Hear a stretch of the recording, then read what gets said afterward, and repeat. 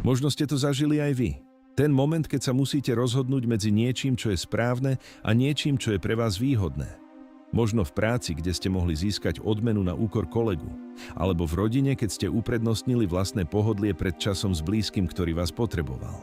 Často nás v tichu noci hryzie svedomie a pýtame sa, kedy som vlastne začal vymieňať dôležité hodnoty za drobné mince každodenného prospechu.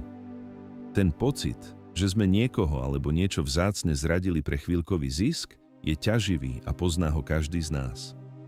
Odpoveď na tieto vnútorné zápasy a hľadanie vernosti nachádzame v dnešnom čítaní zo svätého Evanjelia podľa Matúša. Jeden z 12, volal sa Judáš Iškariotský, odišiel k veľkňazom a vyzvedal sa: Čo mi dáte a ja vám ho vydám? Oni mu určili 30 strieborných a od tej chvíle hľadal príležitosť vydať ho.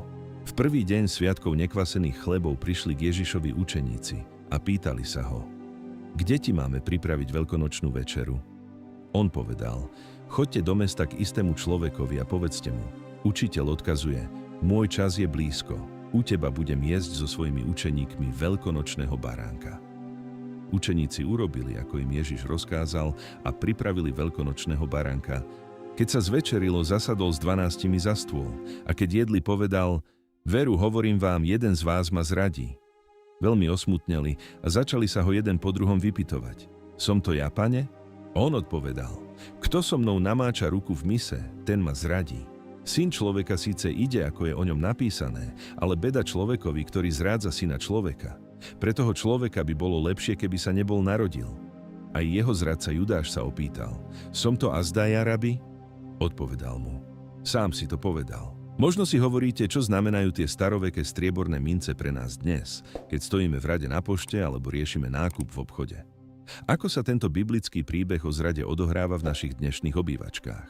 Judášova zrada nezačala pri tých 30 strieborných.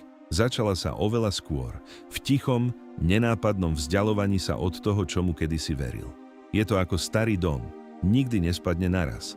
Najprv sa objaví malá prasklina, potom zatečie strecha, ktorú nikto neopraví a až po rokoch zanedbávania sa zrúti.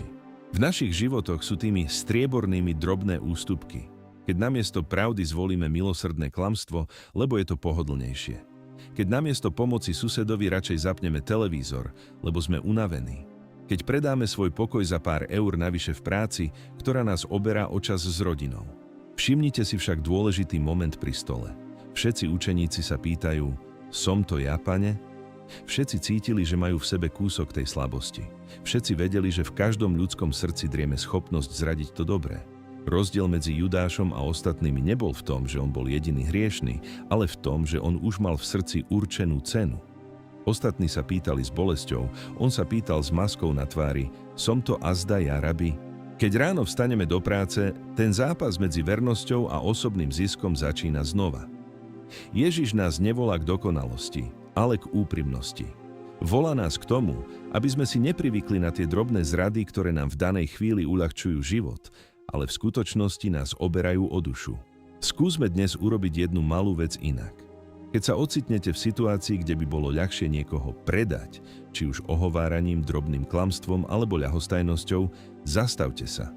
Povedzte si v duchu: Moja vernosť nemá cenu strieborných. Skúste dnes namiesto hľadania vlastnej výhody urobiť niečo, z čoho nebudete mať žiadny úžitok, len čistý pocit, že ste zostali verní tomu dobrému vo vás. Napríklad pochváľte kolegu, ktorého prácu si nikto nevšíma. Ďakujem, že ste dnes venovali tento čas Bohu. Budem vďačný, ak sa dolu v komentároch podelíte o svoju myšlienku, svedectvo alebo modlitebný úmysel. Spoločne môžeme na seba myslieť. A aby ste na týchto pár minút nezabudli ani zajtra, dajte si odber a zapnite si zvonček. Toto bolo naše spoločné kráčanie s Ježišom.